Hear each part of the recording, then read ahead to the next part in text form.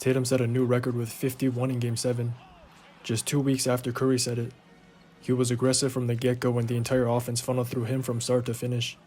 He had 11 in the first, but was just 4 of 10 until the last 5 minutes of the second. This was after the game-shifting stretch from the Sixers.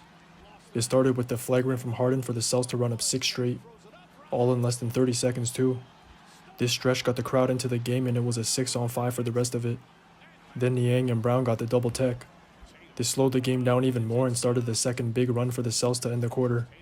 The Sixers' pace and 9-point lead was all gone from this stretch. The momentum shifted and Tatum capitalized on it, just attacking his matchup or exploiting Embiid in the PNR to force him out of the paint. It started in the first and then continued all game.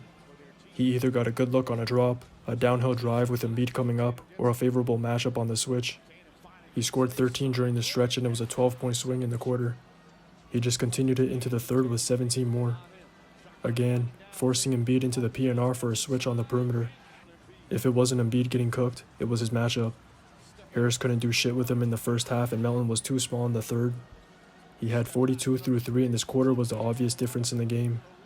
It went from being tied at the start of the quarter to a 28-point lead near the end of it. Tatum carried their offense, but their defense was just as good, holding the Sixers to 10 points on 3 of 21 shooting. Embiid couldn't put the ball down without seeing a wall and Harden couldn't either coming off screens. The Celtics' defensive game plan was to replicate the same scenario in the fourth of Game 6. Force the others to beat him and it worked. It was all net for Tatum and all rim for the Sixers. I don't know if there was carryover from Game 6 or what, but it's a make-or-miss league and that was the game. Big credit to Horford's individual defense too. Even though the Celtics loaded up on Embiid, Horford held his own all game. Embiid was 3 of 15 with Horford guarding him through 3.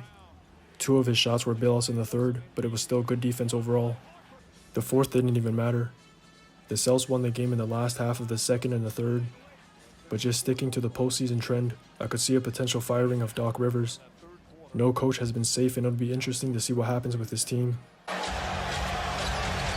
fires away, pumps it in!